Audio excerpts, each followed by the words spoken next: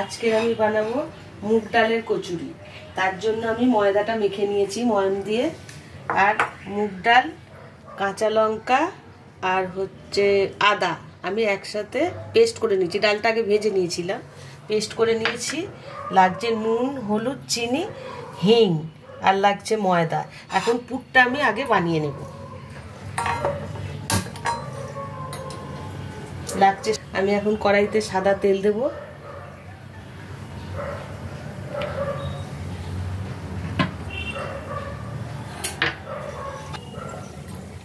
কড়াইতে তেলটা গরম হয়ে গেছে, এখন আমি এর মধ্যে দেব হিং।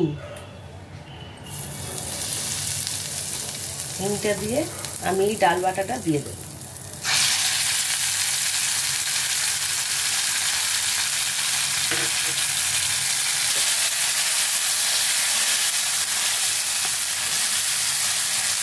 এখন দিয়ে দেবো সামান্য নুন,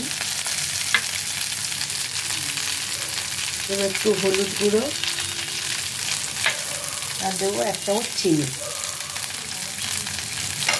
দিয়ে এটাকে আমি ভালো করে কষাবো। পুরটা একটু টাইট হবে, যত টাইট হবে তত ভালো বেলা যাবে আর কি।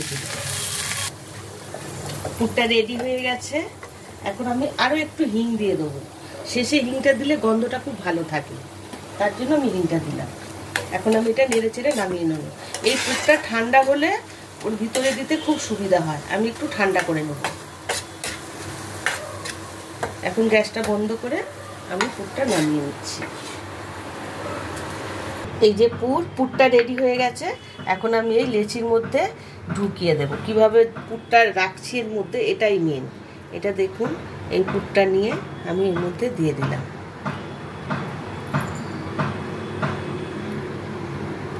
পুরটা একটু ধরতে হবে। লেচিটা হয়ে গেল। এইভাবে বেলার সময় উল্টে বেলতে হবে। সব কটা লেচির মধ্যে আমি এই পুরটা দিয়ে নেব।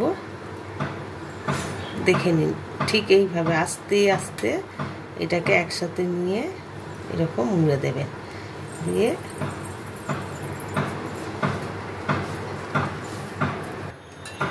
আমি এখন গ্যাসটা জ্বেলে দেব।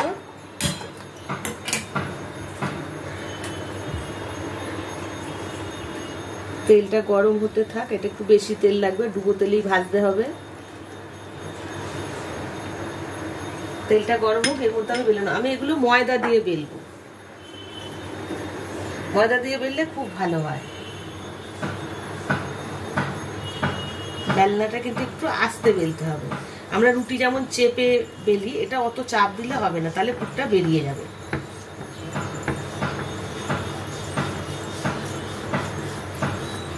এটা খুব হালকা করে বেলতে হবে।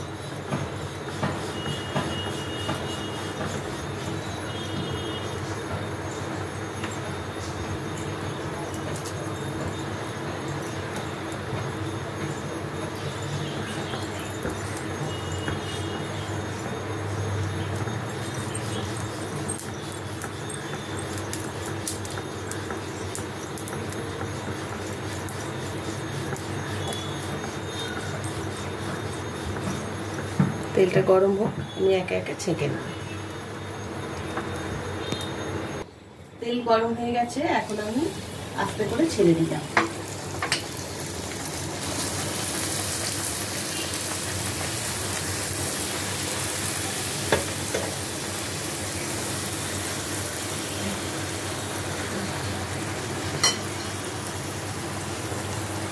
ফুলে গেছে একদম, উল্টে দেবো আস্তে।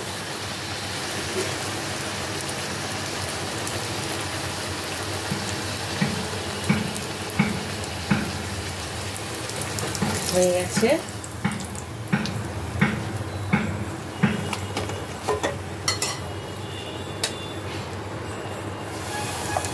এটা একটু কম আছে, হালকা করে চাপ দিতে হবে। ফেটে গেলেই কিন্তু তেল ঢুকে যাবে।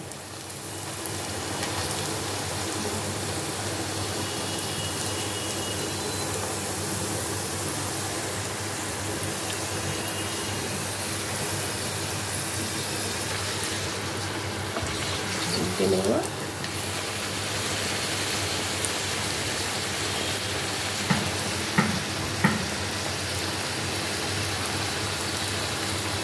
রেডি হয়ে গেছে আমার মুগ ডালের কচুরি।